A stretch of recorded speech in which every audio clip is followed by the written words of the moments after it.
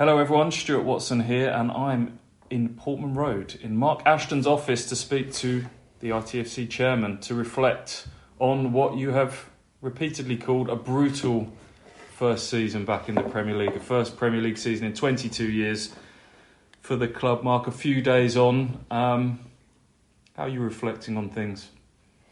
I think a balanced view. I think if you cut through the emotion, there's an element of frustration. But that's probably outweighed by a huge sense of pride within the club on the way we've approached the division, the way the club has conducted itself, but ultimately frustrated that we'll be plying our trade in the Championship again next season. Can you outline how tough a challenge it was? Back-to-back promotions, how big that leap was, some of the challenges you've faced. And the grey hairs or wrinkles will answer a few of that. I think, look, we always knew going into the biggest and best league on the planet that this was going to be a challenge. And I think if I'm honest with you, probably, I've said this to my team, from when we played Coventry away, that amazing night that we had at their stadium with a late Burgess winner, it's almost felt like I've been in a snowstorm since that night. Literally no time to breathe. We went from Coventry into Huddersfield, into promotion, into celebration, into then the challenge of retaining Kieran, the spotlight of the Premier League, 100 plus projects to deliver at Portman Road. Being told we've got Liverpool here in August at the opening game of the season, and that's before you get into the whole acquisition piece of players, player trading, building the squad, contract renegotiations, and it feels like that has just continued through the year. It's not a complaint, by the way. That's the world we live in, but getting time to breathe within that, I think, has been a real challenge. And Kieran and I said day one, how we conducted ourselves was really important. Sticking to the principles of the plan was going to be really important. Knowing that we were in a league that was very unforgiving and was brutal. So I think that we've all felt that. Now we have to sit down, realign, reset, and be prepared to go again with our learnings very, very quickly. 4 years in League One and then an instant promotion to the Premier League. We're in a modern era of profit and sustainability and points deductions and all of that. Can you provide some context to people, where the wage bill sits in comparison to the rest of the Premier League? I'm assuming bottom, but by how much? I think if you go back to the 4 years, I think, as we plan to move this football club forward again, it's always important we remember where we've come from. And had we have said 4 years ago, when I sat in this room with you and the paint was peeling and the walls were leaking, that this season we'd have been relegated from the Premier League, we'd purchase players for record numbers at 20 million plus, and we would break record sales this season at 30 million plus, we'd have all probably looked a little bit curiously at each other, but that's the reality of what we've done, and a lot of things to be proud in within that. And we must remember that as we move forward, because when we judge ultimately what success looks like, we have to look at the club on a whole, and we can talk about that through this interview. With back-to-back promotions, new challenges arise, and new challenges particularly arise around financial fair play. Because if you're in League One, you're with SCMP rules, where you're allowed to inject equity. When you move into the Championship, you move into profit and sustainability. And then when you move into the Premier League, you move into a whole new world.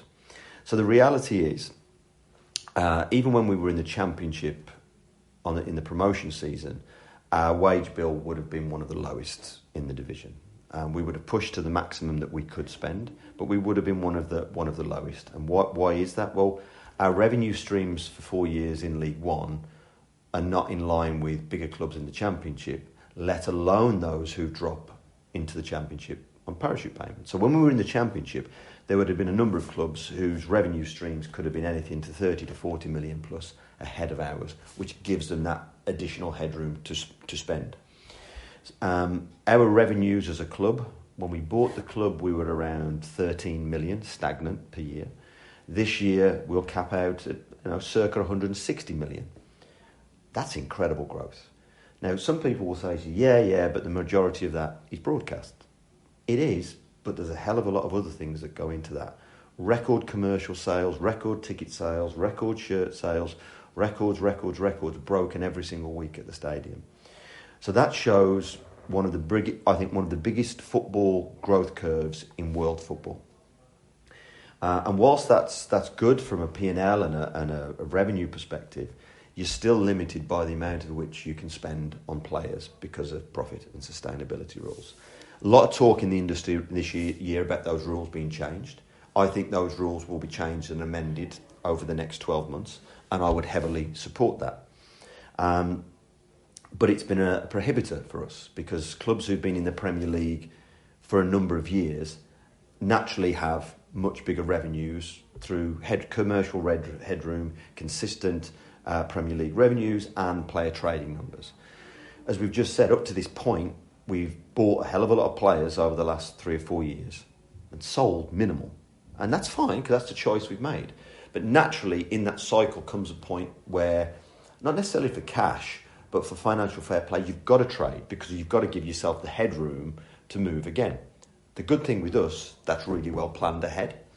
And we're not in fire sales. We haven't got to sell a multitude of players, but 1 or 2 players will be traded in and out to give ourselves that headroom and the ability to move forward. It's a huge challenge, and the clubs who are promoted are naturally at a disadvantage. Premier League naturally wants you to spend money because they want you to enhance their brand and be part of the show. Some clubs go up, don't spend anything, and come straight back down and go down again. We don't want to be in that bracket. So, look, we've been brave and bold, but we won't be reckless. I think anyone who knows me knows I passionately care about this football club and wouldn't do anything purposely to risk the long-term future of this football club. Kieran says exactly the same. So, to say it's been a challenge from a profit and sustainability, financial fair play perspective is an understatement, and I've made those representations very clearly to the league. So in short, you push things as far as you possibly could within the realms of the rules. Money is not an issue. We know the money behind the ownership here. We know the ambition of the ownership. An element of frustration, you couldn't push things further? Listen, I always want more. I always want more. And look, we try to be as creative as we possibly can in allowing ourselves to do that within the rules. But we want to build not just success here, we want to build sustainable success. Success sometimes just lands at your door. You know, we've seen clubs who have been promoted very, very quickly and then hit 2 relegations very, very quickly. And that's because they're not building sustainable success. To build sustainable success, you have to build infrastructure. So that goes back to some of the things we can talk about, whether that's recruitment, whether that's data, whether that's stadium, whether that's recruitment, whether that's coaching, whether that's play. You build that over time. And time, ultimately, I think, has been the biggest enemy. Talking of time, if I was to rewind 9 months now, and you were approaching this Premier League season again, back into that snowstorm that you talked about post-Huddersfield, is there anything you'd do differently? There's a lot of talk about what should have been done differently, but I guess the bigger question is what could have been done differently? Well, I think you break that down into probably 3 or 4 buckets. Could have we been physically any more prepared?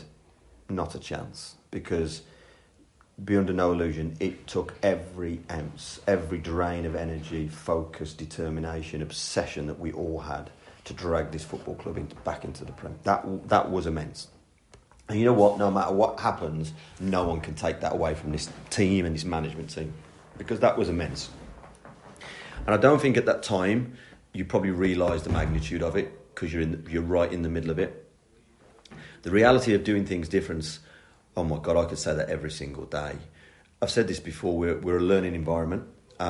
We learn every single day. I certainly do. My team certainly does. Kieran certainly does. And I think hindsight's always a wonderful thing because, we're mid-morning now. I could look back at this morning and say, God, there's 3 things this morning I would have done differently. So you can always do that, but you have to take that learning, you have to evaluate. We don't just wait till the end of the season to sit down and say, okay, let's write down what we've learned. You do it every single day. Kieran and I talk every single day. Staff talk every single day. We learn every single day. The challenge is you're learning in probably the most brutal, challenging football environment on the planet in front of the world. And that's the reality of it.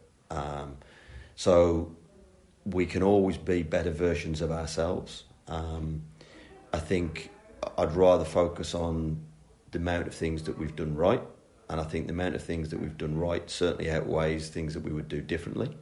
But the reality is we can always learn. Yeah, I will start to look at the here and now and the future in a moment, but just one of the sort of common criticisms of the season would be should have signed more Premier League experience. You signed sort of Championship players, that's where you return to. Easier said than done? Yeah, I'd love someone to sit here and show me how then, because I've done this job for 30 plus years and I think we're very well versed in knowing how to get deals done.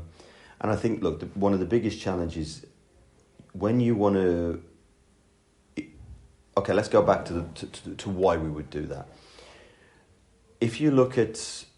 We looked at our team at certain points in the season and we looked at the amount of, say, Premier League minutes that team had got in experience compared with even the likes of a Crystal Palace. And the gulf is huge. Now, part of that is at key times we've had players that have been injured. But every club can say that. But the reality is when you are recruiting Premier League experience, it comes at a cost. And it's not necessarily the cost of the season that you're in the Premier League. These contracts run for 3, 4, 5 years. You look at the likes of Chelsea and they're signing 6, 7, 8 plus years contracts. So we cannot risk this football club. It's too special. Not under my tenure. This football club has been into administration in the past. I'm not taking it there. So if we sign an experienced player on a big salary that we can handle in the Premier League, challenge, but we can handle it, every member of staff, every player in this football club then has a reduction down into the Championship, down into League One. Our cost base has to flow in line with our revenues. When you want to sign that experienced player, 9 times out of 10, they will not take the reduction. And I can understand that because they're an experienced Premier League player. That puts this football club at huge risk because that liability sticks. I could not look my owners and, more importantly, my fans in the face and say, I took the risk on permanently damaging your football club by doing that. I'll be brave and bold. I promise you I'll be brave and bold. My team will tell you, my God, our lawyers tell me every time they speak to us, Mark, Christ, you push the boundaries. But there's a difference between pushing and knowingly breaking boundaries that harm the long-term future of this club. And we're here for the long term. So that's probably the most accurate answer I can give that to you. Thank you. This trend between newly promoted clubs going straight back down the second season in a row, we've seen teams go up on 90 plus points totals and then go down on pretty low points totals in the Premier League. What do you make of this trend? Is it too small a sample size? Is it something to be concerned by? Do rules need to change? What do you think? I think it's more than a trend. The numbers don't lie, and I think there's two parts to that. Is the challenges that face a club who've gone back to back and right the way through. And there's still huge challenges if you're like a Championship club for 7, 8, 10 years, which there are some really good and big clubs. They will even have that challenge.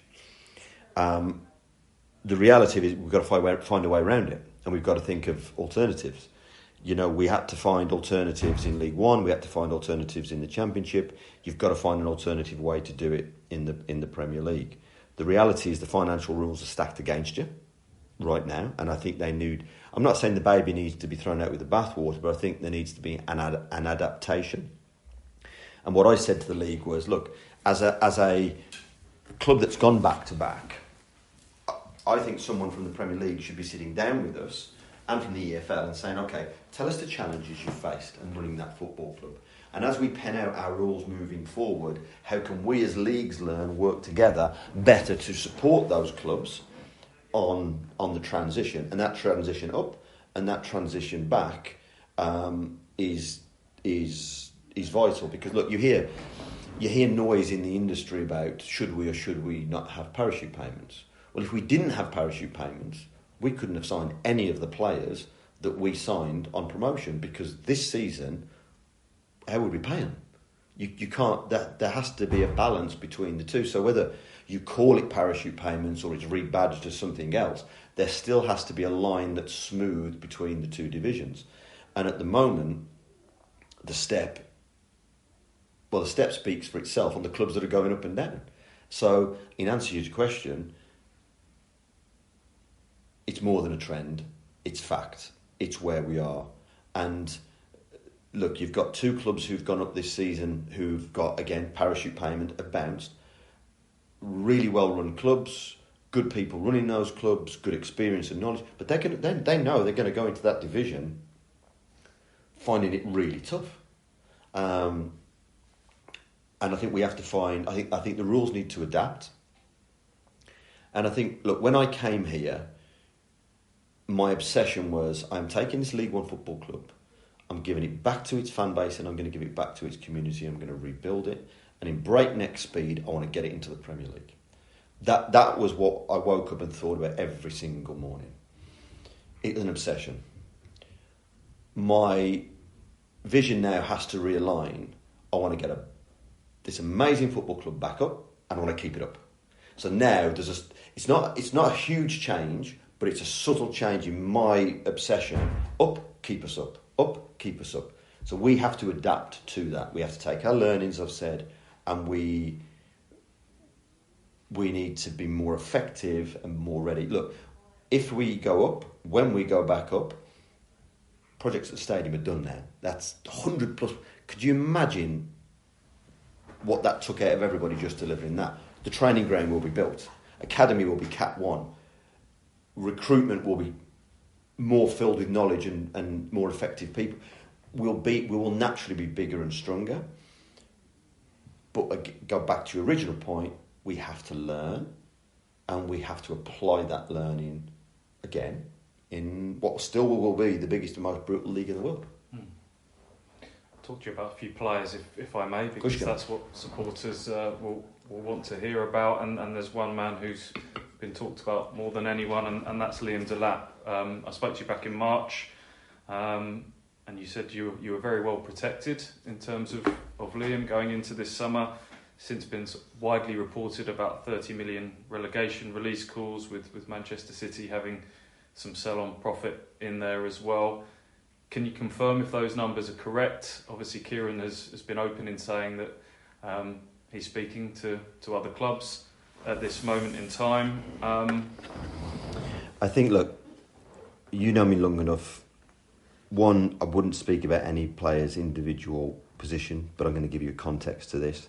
And two, I'll be breaking every confidentiality rule in the rule book if I did, and I'd be in a world of trouble, and that would harm the club. Let's be really clear. When you are signing players as a Premier League football club, there is particularly when you're signing players from Premier League football clubs, young or old, they're very nervous about being stuck in a Championship club, because on that newly promoted season, you've just said stats show you go straight back down. So the contracts are always heavily negotiated with the club and the player and the agent. But the reality is there are a number of players, and when they're high profile and they're wanted by several clubs, you get presented with a term sheet. That's the term sheet for the club, that's the term sheet for the player. Now, if you want to talk to the player and give you a pitch to sign him, you have to agree to the terms. Because if you don't, I've got 6 other clubs who will agree. And we know the market, so we know that that's not lies. We know that that's not people telling us things that are untrue because we speak to the other clubs. So there's very little negotiate. That you're taking it or you're leaving it at that point. Our relations allow us to nibble around the edges of those agreements, to bend and twist them so we get the best version of it. It's just fact. It's just the reality of where you are. You've gone from the Championship being a big fish, if you like, in a small to medium pond, to being a big fish in a smaller pond, and the Premier League being a very small fish in the Atlantic Ocean here. And you protect yourself to the best of your ability.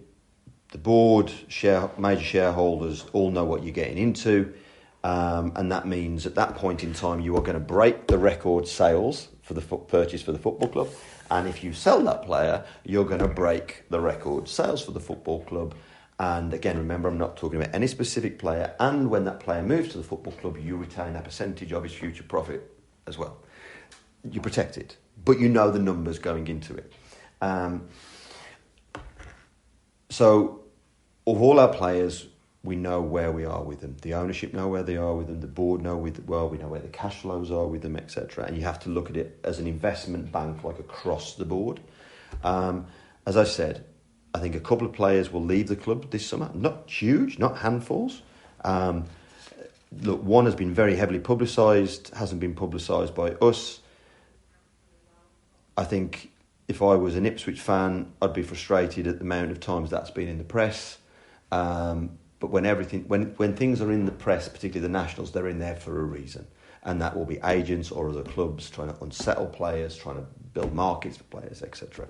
So all I would say to the fan base is, look, I think we have been as open and honest as we can be since we joined this football club. Every decision we make is in the best interest of this football club, but we have to deal with the market as it is. And, you know, this football club is always protected moving forward. So just to clarify, the protection comes from if Liam goes on to have the career that many people are tipping him to have, if he has bigger money moves further down the line, Ipswich benefit from that. Again, I'm going to take the word Liam out of it because I'll get myself into a world of trouble. But that would be a standard clause that we would negotiate into deals. Yeah. We're not perfect. Let's be really clear, but we do know what we're doing. And it's frustrating because you can't tell the fan base everything. And if they knew everything, trust me, they would look at it very differently. But this fan base, again, have been very trusting, very supportive. And we will fight tooth and nail for this football club. Retain list will be out soon, in the next few days. Kieran has said that some element of turnover is healthy. 12 signings last summer. Yep. Do you expect it to be as busy this time around? No, I wouldn't expect 12 signings. I wouldn't. I think, look, Kieran and I have talked about we want to maintain the bulk of the squad. If you look at the movement and success we had from League One to the Championship, I think a lot of that was based on everything being calm, everything being steady. The plan just rolled and we continued. But I think that there's always a natural churn. I don't see that being huge. I think it's, and I think it's important fans understand this. One of the challenges you've got when you come down, you've got to retain, because we're going to have suitors for players. So as much as you've got to recruit, you've got to retain. You've got to work hard to make sure you've got those players locked down. But I think there'll be a small element of churn. I don't see it being huge, but I think it being enough that makes us more effective and ready for the Championship whilst retaining the bulk of the squad. Yeah. No pressure / need to sell then. Any exits will be on very much on your terms. Yeah. Do you feel like there's more preparation time for next season? You talked about sort of the whirlwind and it went right down to the wire last year. Probably up until the Coventry game you weren't really able to go full steam ahead into Premier League. As much as you'd love to have taken it down to the wire this season, knowing your fate when you did, has that enabled you to maybe get a bit more of a head start on next season? Yeah, I think so. And look, I think we've had... I said this to him the other week. In fact, no, I said this to Kieran the other day. I think we have a very special manager. I think we have a very special management team, if you like, that run this football club, who are incredibly invested in this football club. And for the last probably 7 weeks, having known our fate, I think there's been a real hurt. I'm struggling to even say this to you, a real hurt in people's eyes. I know I've felt it. I haven't slept well. You just feel it every day because we care so much. But I think, and it becomes difficult then because, you have, at that point, you're going to have loan players returning.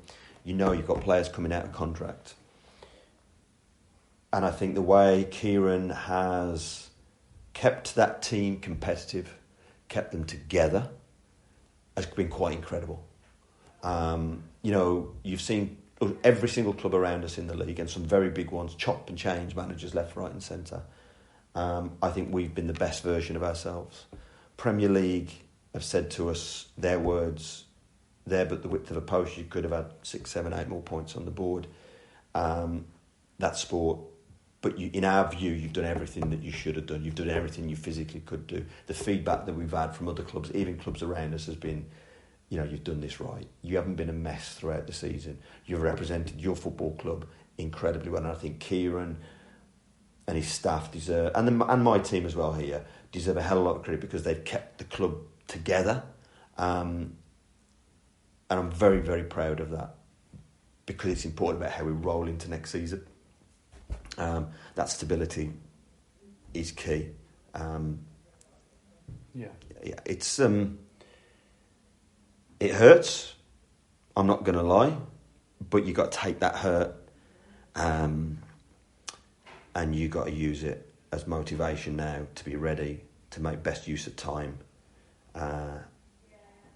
and go again. Yeah, time is something that crops up. Obviously, a lot of the deals happened quite late in the window for obvious reasons. You'd have liked to have done them earlier, but I assume that just wasn't possible. Do you think you can do business a little earlier this year because of circumstances? The window opens earlier. We've got the Club World Cup, which might affect things, get the dominoes falling sooner.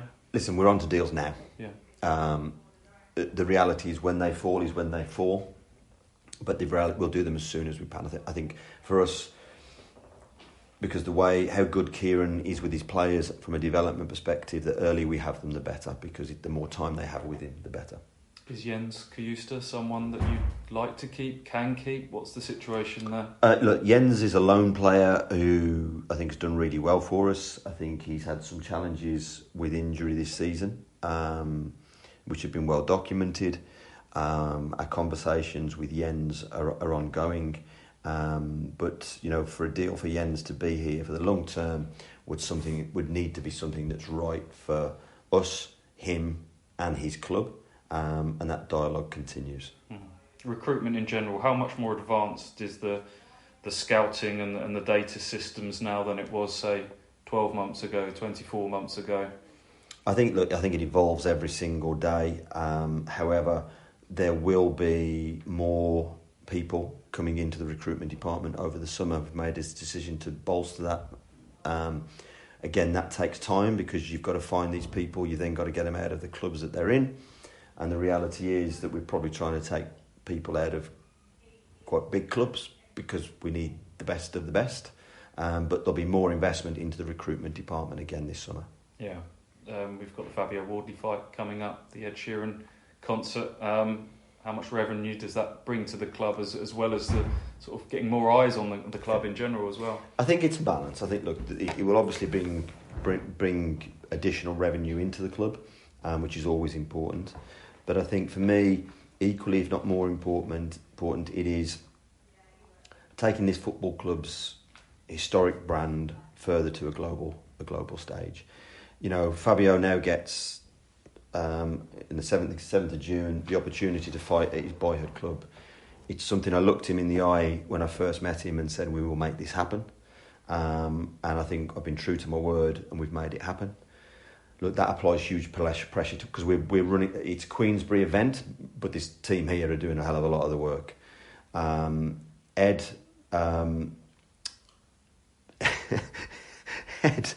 was quite funny because I remember us being at the training ground about 18 months ago, 18 months ago.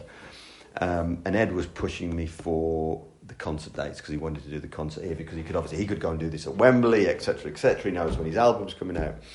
And my nervousness was the time slots we've got because of the pitch. I remember being at the training ground and he went, right, if you don't agree to this today, I'm going up the road. And I'm going to do it them up the road. And I looked and I went, really? He went, can we shake on it now? And okay, done. So we shook on it there and then. And he applied it. He was having a bit of banter with me, but we agreed there and then the juggernaut has taken over. Incredible. Sold out 3 nights almost within an instant. And again, an incredible opportunity to show Ed as a family member to this club, a family member to this community, puts the club on a global stage. I can't say enough about him, his support this season, his messages after games, his joining us at games. It's almost forget he's Ed Sheeran, world superstar. He's Ed Sheeran, Ipswich Town fan. Incredible person. And again, I think opportunity for the town to show itself off. And I think, at times, I say this to the council, I want the town to be the best version of itself. I want the town to present itself to the world.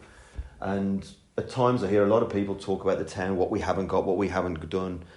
I think the fight and the concerts, Premier League season, we got something to talk about, to put Ipswich on the global map, and I think we should all be really proud of it.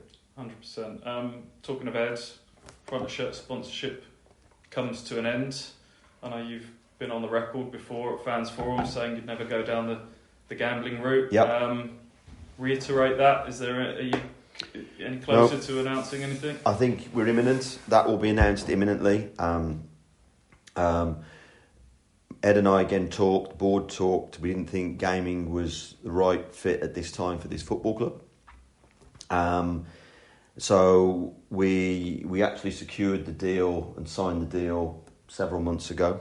But obviously that can't come out because Ed sponsors the shirt this season. He knew about that. He was almost been part of the selection process. And when we announce this imminently, you'll see, put it this way, the numbers. If we'd have been a Premier League club this season, it would have been the biggest sponsorship deal outside of gaming in the Premier League, and it will be one of the very biggest sponsorship deals in the Championship. Yeah. And we're delighted with the people involved, and rightly so, get their moment in the spotlight imminently. They've been fantastic, and so has Ed. The kit, is that still Umbro next year? I think you're going into... Yeah, Umbro next year, and we're actually now underway with the designs for the following year. Yeah. Infrastructure projects, I know there could be another however long chat in itself, but can you give us sort of some bullet points on where you're at with Portman Road, Playford Road, Category 1, the list goes on? What are the headlines from all of that? Okay, so look, everything we do at the football club pairs back to one thing and one thing only, and that's winning. Now, to win, we have to do a multitude of things, from culture to finances to facilities to you name it. It's a multi-billion-pound industry to make that ball roll 1 millimetre at kickoff. So for us to move, to give us the best chance to win, infrastructure is one of the key pillars that has to move forward. So if we start at Playford Road, we've broken ground on high-performance facilities for the first team, which will give enhanced high-performance facilities for Academy, Cat 1, and improved facilities for our women. Now, that's a game changer for us. Let's be really clear, we're absolutely delighted that the women got promoted this year. But that was the plan. Why was that the plan? Because we increased the budget by 50 to 60% this season to give us a competitive opportunity to do something that the club had never done before. And so again, huge investment into the women's side this season. Fantastic performance by Joe, Rachel and his team. But that was planned. That was the focus when we started the season, and this is what we needed to do to get to it. We've invested every year since we arrived more and more in the academy because we see that an important pillar. I always said we'd only move to Cat 1 when I felt we were ready for Cat 1. So we've invested more money each year. This year, there is going to be a substantial increase in money in a Cat 1. And Cat 1 status, facilities, new pitches are being put in, etc. That comes with a plan.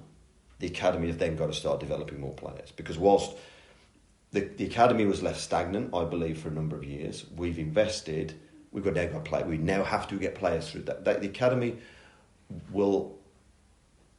their plan will be, from the board, we will invest, but now we want to see the production line. We want to see more players coming out of the academy into the first team environment. And that is key. Plan for promotion, funded promotion. Funding, planning, academy category 1. We need to now deliver on that and actually see more players coming through into the first team environment as an output from the academy. The first team will be given world-class facilities, and again, that's help on retention, recruitment, development of players. So all that's happening at Playford Road and Bent Lane, both sides of and that's, you're talking multi-millions here. Biggest investment in infrastructure this football club has had in the last how many decades. When you come back to Portman Road, there will be continued investment into the stadium as we stand. We've just got car parking and planning permission for the land that was the old Staples building behind the South Stand. We are looking at other projects around the stadium where we can improve and add to hospitality facilities. And so you'll see, if you like, the inside of the bowl and the infrastructure projects continue to develop. Again, at an expense. We will be talking about more safe standing. We'll be talking about adaptation and development of the bowl as it is, more investment into the pitch. You see this summer we put full LED in around I think the stadium, when we played against Liverpool, was an amazing representation of the town. From where, when Kieran started, he was stood in a mud bath. It's unrecognisable. And then the ultimate project to Portman Road is obviously the cobbled stand redevelopment, and that project continues to move forward. Timing, detail on that is going to take time. There's no rush on that because, again, this club took stands down. Some people will tell me probably when they could have found better times to take them down, and there's never a good time. But we're looking at that on an ongoing basis, but that is a medium to long-term investment. But again, this club's only going one way, on and off the pitch, and we haven't even touched about the growth rate of which the foundation is hitting. I'm telling you, go find me a football club on this planet that has seen a growth curve like this in the last 4 years. I don't think there's one like it. I'm going to finish by speaking about next season and the mindset going into that to finish, but just rolling back to the squad and the types of player that you invested in last summer, young players, squad value, is it certainly not depreciated? I wouldn't have thought. I know you do a sort of a running calculation on what you think it would be worth. Has it gone up even in the face of relegation? Yeah, 100%. It's gone up. The minutes, the type of player we recruit, the minutes they get, the development they get, Kieran and his staff developing them is only adds value. I thought, it's funny enough, one of my owners sent me, I don't know whether it was Transfer Market, one of the independent bodies had done an evaluation of all the clubs across the planet on their player valuation growth, and we were the biggest on the planet recently. That was independent, not us, which did make me smile. But I think it's a trend that we've had. And I think, look, moving forward,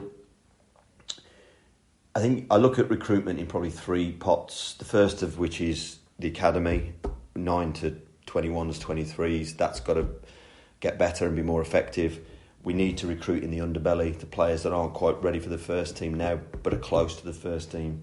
And when you look at the first team recruitment, I think we've got to make sure it's balanced. And whilst primarily we're always going to look, for your next Leafs and your next Damaris, etc.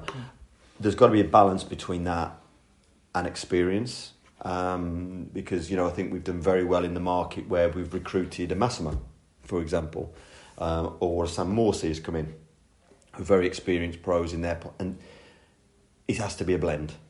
So we'll be looking at both areas as we move forward. All eyes on next season instantly then. Straight after promotion, we reflected on how you revelled in being the underdogs in the Championship. You wanted to continue, I think, what you labelled the shark mentality going into the Premier League. It's going to be very different next year, isn't it? You're going to be one of, if not the favourites. It's a mindset shift for everybody, internally, externally. How do you feel about that? I think you put that really well. The hunters will become the hunted, and we've got to be ready for it. If you go into this division with a mindset, it's going to be easy. We've got players who've played in the Premier League. It doesn't work like that. The club, I don't want to use the word reset, because we reset. When I first took this club, it became very clear we needed a revolution. I think we talked about that when we first came in. This summer, the club needs an evolution. And the evolution is some players will change, staff will change. So be prepared. You are going to see some staffing changes at Playford Road and Portman Road, because it doesn't mean these are bad people, but we need to evolve and we need to move forward. We can't just stagnate. We need different skill sets and different types of people to face the challenges that we're going to face moving forward. And that leads to our mentality has to be ready.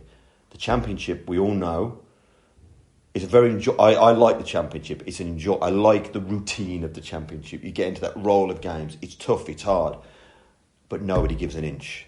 Nobody's going to give us respect that we've just been relegated from the Premier League. They are going to come for us, and we've got to be ready. And Kieran and I have talked about that both on and off the pitch, we have to be ready for that. And we will be hunted at times, and we've got to be the best versions of ourselves. And what I would say to you is, I think when we brought Kieran in 3.5 years ago, we had conversations with yourselves and other stakeholders, and the one thing I'd found was, what had shocked me was the size of this football club, the size of the fan base. One club in the county, the history, the tradition, the voices and the noise around this football club was incredible. And I said, for us to be successful, we had to move all together in the same direction. That you couldn't. I remember in the early days, people almost, Kieran's playing this type of football. We've got to be more direct. The pitches aren't good. No, we've got to be as one. This is how we're going to do it. We need people to understand how we're going to do it, and we need to be as one. Right now, we need to take a deep breath, and we need to move again, but we need to move as... We've got to do this again, but we've got to do it as one. Fan base has been unbelievable. The comments I get when I meet people in the town, the county, the letters we have, the way the fans have been with the players, home and away, has blown us all away. And we've all found that quite emotional, because I think the fan base has been incredible. Next season, Portman Road's got to be a fortress again. The away fans, I know, will be incredible. But everybody, the stakeholders, media, podcasters, former players, local authority, commercial partners, stakeholders, players, community, foundations, we've got to be as one. Because if we stay as one, this club is so big, we've proved it before, we can do what everybody else says we can't do. But we can only do it as one. We need to reset, breathe, and we need to do it again. Because there's 3 different examples from this season, isn't there? The 3 teams that come down. Burnley have gone up with an unbelievable points total. Sheffield United have just missed out after a fantastic season in the playoffs. Yeah. And Luton have gone straight back down. So that gives you an idea of how it can go very differently for clubs that fall through. Have you got a stated ambition heading into next season? Are you gunning for the title, top 2, promotion, any which way it comes? What are you thinking? I think, listen, every single season, I want the ultimate. I want ultimate success. One, I need us to be the very best versions of ourselves every single day, and that goes without saying. But my ultimate plan My ultimate desire is for this football club to be in the Premier League next season, and as quickly as possible. It is as simple as that. We can't hide away from that. We plan, we work hard, and our plan is we want to get this club back promoted as quickly as we can. Thank you very much for your time as always, Mark. It's always a pleasure. Absolute pleasure, my friend. Yeah, it's fingers crossed for next season. Thanks, Mark.